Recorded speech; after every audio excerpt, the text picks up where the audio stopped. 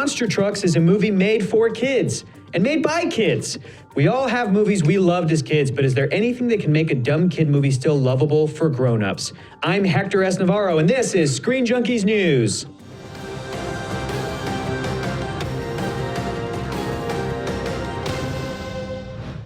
Hey, Internet, how are you doing? Monster Trucks was an idea pitched by a studio exec's kid, right? Dream come true, right? It looks dumb, but so are the log lines of a bunch of our favorite movies that we loved as kids. Here to talk about those movies and kids' movies in general with me today are J.L. Washington and Spencer S. Gilbert. That's not right. Spencer J. Gilbert. Yep. And J.L. Washington. You got that right. J.L. Washington and Spencer J. Gilbert. That's right. Oh, there's too many J's. Alphabet soup over here. There it is. Guys, thank you so much for being here. I hate that I saw Danny Glover. Danny Glover was in the trailer for Monster Trucks. Does he play the monster or the truck? He's the black guy that's too old for this shit. Yeah. And we played the movie needs role one. of the audience, who are all of us as well too old for this shit. But let's get into it, guys. Let's talk about kids' movies that you loved as kids, that you may have revisited when you were older, that may have had dumb log lines, dumb ideas, but they're still good, that they still hold up. Jay, what do you got? I got two. Okay. One of my first movies is the future psychopathic maniac Kevin McAllister in Home Alone, because it's a beautiful tale about a little white boy left in an attic. The parents don't get arrested for the child neglect at all. And he goes and he tortures the shit out of two idiotic burglars. Yep. And we love it for the first two. Mm-hmm. But it was such a beautiful, it still touches your heart when at the end, at this Christmas morning, he wakes up and Catherine O'Hara, who's had to sit in the back of a U-Haul truck with John Candy and a polka band, which really seemed awkward, but it's beautiful. Yeah. It still holds us to the test of time. And my second one. What about the old shovel man that hunts his daughter at the end? I mean, come on. He scared me, but He at the scared end. everybody. Yeah. Or better yet, the basement you never wanted to go into. Mm-hmm. The second one I have is a lovely little movie named Gremlins. Gremlins is with Zach, what the hell is his name? Nobody remembers. And Phoebe Cates, I think her name was. Nobody cares. But it was a story of Gizmo. The little bitty Mogwai, who he had these specific set of rules. You couldn't get him wet, keep him away from bright light, namely sunlight, it'll kill him. And more importantly, you couldn't feed him after midnight. He wasn't a pet, he was a Weight Watchers thing. Now, it was so cute, minus all the murder that happens in Gremlins. When Mrs. Deagle dies is the greatest, most deserving death in history. Gosh. The old lady who has the electric chair that throws her ass out the window. I've never in my life cheered so hard. And you saw this as a kid. You turned out fine. You turned out fine, Jay. You turned out fine. We were talking about this beforehand. It's like, is Gremlins technically a kid movie? I mean, was it PG or was it R or was it PG-13? Was it before PG-13? I think it was PG. Yeah. It's PG. Yeah. They don't make them like that anymore. Not at all. Your kids' movies tinged with horror. Absolutely. Just a little bit of horror, just a wee bit. I think that little edge helps. Or remember the gremlin that was in the bar with Phoebe Cates? She's bartending and he flashed her. He's like, hey. Definitely a kid's Boy movie. became a man that day. Definitely a kid's movie. That little edge, I think, helps these kids' movies when you watch them later as adults. It helps you kind of like them a little bit more, you know? Absolutely. Spencer, what kids' movie did you like as a kid that you recently watched? Well, you were saying you like these kids' movies tinged with a little bit of horror. Mine is a kids' movie tinged with like a dark, depressing character study, and that's a Goofy movie. Yep. A Goofy movie is something that you can enjoy as a kid because each one of us begins life a Max, but as we grow older, we all become a Goofy. It's a two-hander. This is a story of two characters growing and changing, and you can sympathize with Goofy as you get older. This is a guy going through a middle-age crisis, trying to connect with his son, while his son is also going through puberty, trying to connect with that cute girl Goofy, whatever her name was. Yeah, Roxanne. And it makes it easier as an adult watching it not to be so against Max, because I remember as a kid being on Max's side. Yeah. I remember being in his shoes and going, but Goofy is embarrassing. Like I get what the movie's trying to do. His dad's embarrassing. His dad's embarrassing. Nothing is more embarrassing than having parents as a kid for some reason. But imagine if your dad was Goofy. That was literally the trailer. Gosh, Max, listen, your dad and then on loves top you. of that, you have the timeless music of Tevin Campbell as Powerline. Powerline. So good. this is It's something so that I good. think holds up now and will hold up forever. So good. My favorite article that came out out about Goofy movie a couple years ago was that somebody wrote this brilliant thing basically saying that this was Disney's blackest movie that they've ever made.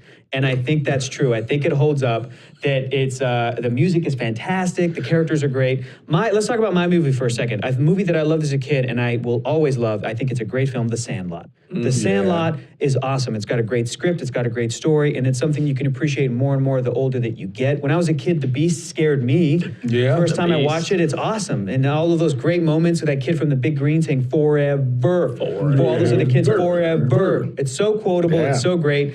But I think it's genuinely a good movie. Do you guys have any memories about Sandlot? I remember loving it as a kid. I'd love to go back and see all the weird sex stuff I missed as an adult. Do it. It's a great baseball movie. It's a little secret side. Like it talks about the love of the game a little bit, and it's a great little baseball movie. I put that up there with something like Rudy for when I want to get inspired in kind of a sports way.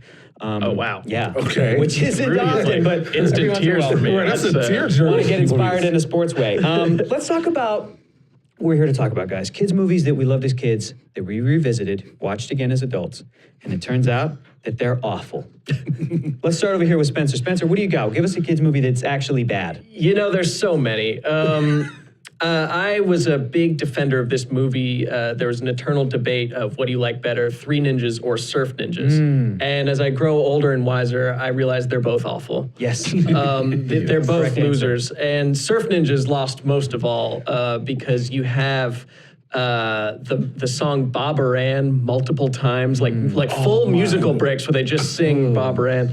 You have Rob Schneider. A weird, like, redheaded. A weird ginger Rob Schneider. It's like, whoa, it's so bizarre. And then you have, at the end, is it Leslie Nielsen who's playing the main bad guy? Yes. And God. Oh, my He's God. got a mechanical arm, and then you notice this as an adult. He gets kicked in the arm, and then he starts jerking himself off, like malfunctioning, and going like, whoa, I like this so much, and then falls down a staircase. That's how the movie ends. That's your kids' movie. Check the tape. That's it's one true. way to defeat Leslie Nielsen. I think I really just Wow. liked the fact that the kid had a Game Gear and I didn't, so I was really into the film. It's great. I mean, what a great idea, but a terrible film. Jay, I know that you've got a couple. What are some of the ones you got? These are the movies that'll make the internet mad. All right. I bet you I can top it, but keep going. I'm sorry, internet. First off is Big Trouble in Little China. If you remember the movie Kurt Russell, Jack Burton drives a truck, the old Pork Chop Express. All of a sudden gets caught in Chinatown in the middle of a Chinese gang war. Yeah. It makes no damn sense. There is a monster that you see twice. We don't know where it came from, where it went.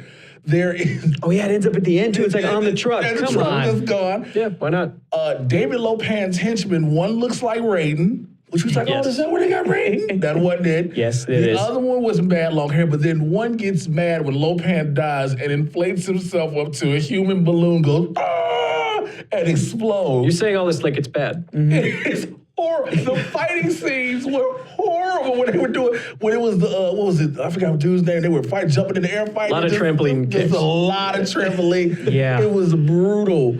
But the nonsensicalness of it all is intentional because you're in Kurt Russell's shoes. He's just Which as out makes of it his place bad. as we are. And then we tried to make Kim Cattrall a star. Now, She's great in that. Come on, don't blame her for Sex in the City.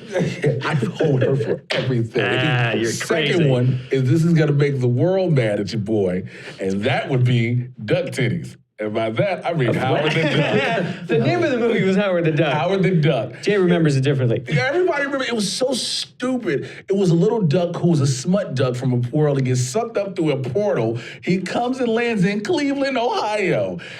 Do you know what Cleveland is? Afghanistan with sports stadiums. It lands in Cleveland, Ohio, and he gets teamed up with Marty McFly's mama, who she doesn't know what to do, but she falls in love with a duck. You got Jeffrey Jones, who looks like he's strung out on heroin, cocaine, and crystal meth. I'm talking about he's one of the dark overlords of the universe. He's got the worst hair ever in lightning. Howard just wants to go home. He never goes home, becomes the manager of Leah Thompson's music trio, which includes Holly Robinson Pete. It is horrible. Again, I missed this film because I value my time, but this sounds amazing. Yeah. I'm definitely going You to check have it to out watch based on it. that This is one of, recommendation. people forget this is one of the first Marvel movies. It is the first The Marvel Marvel movie. brand had to go through some baby steps before it got That is to where why it was. when he was introduced, needed its Man of Steel. That's why when he was brought in Guardians, when he was in Guardians of the Galaxy as Yeah, a that cameo, post-credits. it was such a big deal because of the original movie. Redemption. Yeah, do that over, but just don't have the dog It overload was of the produced by universe. George Lucas. Is it George Lucas's worst movie? Crystal Skull. Okay, maybe Yeah. maybe a That's a debate for another time. I think that the internet is going to side with you on that one, Jay. But maybe Big Trouble in Little China. I think that a lot of people really love that.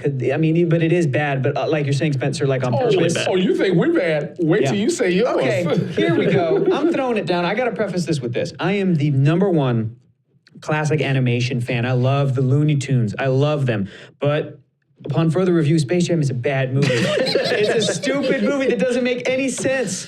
I loved it as a kid because I got to see my heroes, Bugs Bunny and Daffy Duck, all up on the big screen in the real world. And Bugs Bunny got second billing after Michael Jordan. That's a big deal. He got second billing. The fictional character got second billing. He's #2 on the call sheet. Exactly, #2 on the call sheet. Exactly. So as a kid, I loved it. It was so fun to see these characters interact with the real world, and then to see human characters like Wayne Knight, and of course Michael Jordan, and The Genius of Bill Murray. The Genius of Bill Murray interact in the Toon world. That was always super fun. There was some great moments. There was some, but the fact that somebody greenlit a movie about the Looney Tunes saving the world with the power of Michael Jordan's basketball to kind of try to explain why he went back to the Chicago Bulls in the 90s after failing at baseball. Like, that was how somebody pitched Tom that. Brady saving Christmas with the Nicktoons. It's a dumber which I would idea watch, than actually. Monster Trucks. I still have a little bit of love in my heart for that film for obvious reasons, but it's got a terrible script, and they're going to do the exact same thing again with LeBron, It doesn't even right? take place in space.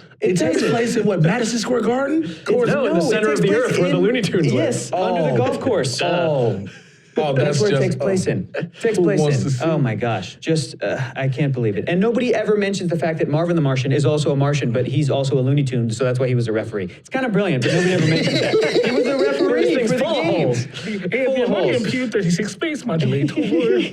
So guys, that is our take on some classic kids movies that we have revisited as adults. Big thanks to our panel today, Spencer and Jay. Thanks so much for coming and talking about these movies, guys. We want to know what kind of movies you loved as kids that you think still hold up. Defend them. Give us your best defense. Keep it under like a sentence or two in the comments below. And then also let us know what you were disappointed by maybe revisiting. I heard before we started this Never-Ending Story, some people found not to be great. Some people will defend that till their dying breath. Whatever side you're on, go for it. But you can always be tweeting at us at SJ News. There's a bunch of videos right here. And we're here every single day with a bunch of new stuff. You guys can see us tomorrow with new videos. Bye.